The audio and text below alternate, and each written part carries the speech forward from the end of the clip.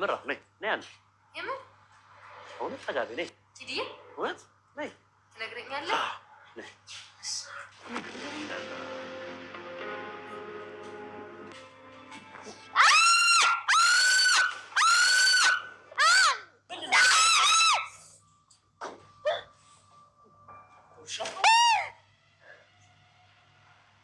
ስቃይህን እያበዛኸው ነው ዝና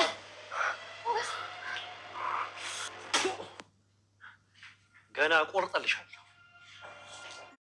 ወይዘሮ ማህሌትና ኤፍራታ እንግዲህ በጣም ትልቅ አጣብቂኝ ውስጥ ገብተዋል ማለት ነው። እንግዲህ ወይዘሮ ማህሌት እንግዲህ ሲስሙሽ ቀርቶሽ ሲስቡሽ አለ ያገሬ ሰው እንግዲህ ዙራ ዙራ ማለት ነው ጠቀማለሁ ብላ አንዴ ሰዎችን ለመጣል አንዴ ጉርጓር ስትምስ አንዴ ሽቅብ ስትወጣ አንዴ ቁልቁል ስትወርዳ እንግዲህ ማንም ሰው ሊደርስላት እሷ ሰዎችን ገድዬ ቤት ባለቤት ሆናለሁኝ የሰው ገድዬ የሰውን ንብረት ወርሳለሁኝ ብላ እምትል ማለት ነው። ዝም ብላ የሆነች ገገማ ነገር እንግዲህ ከአንዱ ስተቱ ሰው ከአንድ ከሁለት ከሶስት ስተቱ ይማራል። እሷ ግን ከስተቷ ላይ ስተት ጭራሽ እየጨመረች በስተቷ ላይ ስተት እየደረበች የምትሄድ ጉድ አላት ፍጥረት ነው እንግዲህ ያገኘ ነው ማለት ነው። ማህሌትን እውነት ለመናገር በራሷ መስመር በዚህ ልክ መግባቷ እኔ በርግጥ የምታውቀው እንትን የላትም አሁን ስለ መድብልን ማለት ነው። ግን መጀመሪያ መድብል ታይ ረፊ ብሎ መድብል መጀመሪያ ተልኮ ሰጥቷት ወዲህ ዝና ጋር እንደላካት ያንን ስራ ሰርታ ኖሮ አሁን እዚህ አጣብቂኝ ይችላል ገባ ትችል ነበር። በርግጥ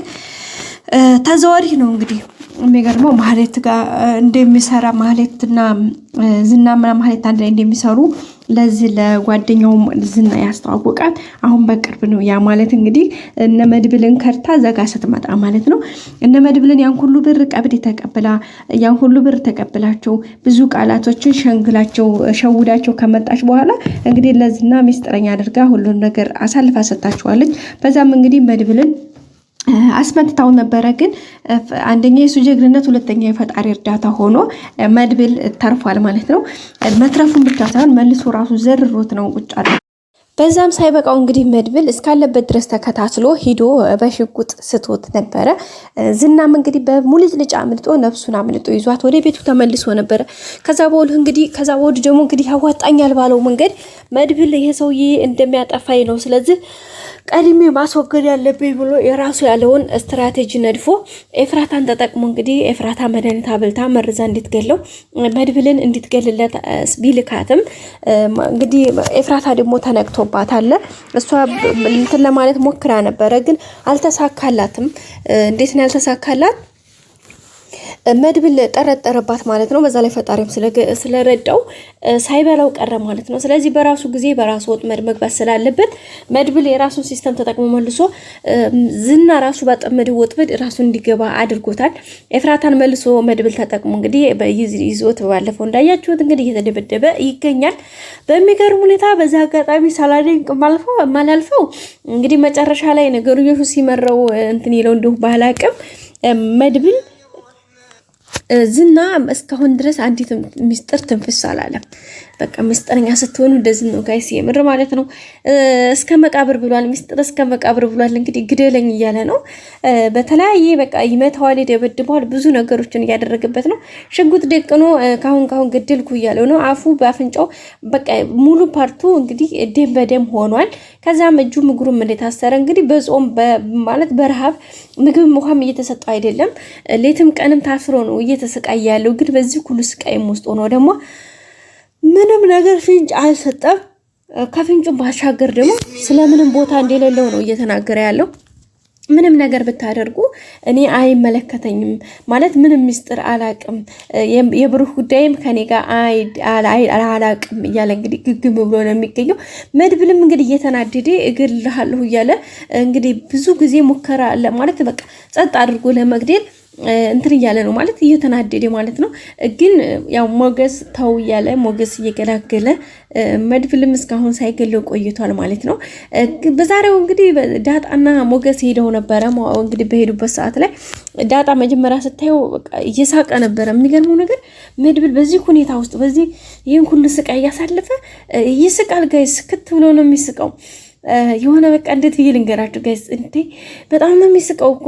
እና ዳጣ ምን እያለች ነበረ? እንዴ እናንተ ሲስቅ ራሱ እንዴት ነው የሚያስፈራው እያለች ነበርና እንግዲህ ዳጣ ምላጭ ፔሳ ይዛ ሄዳ ነበረ።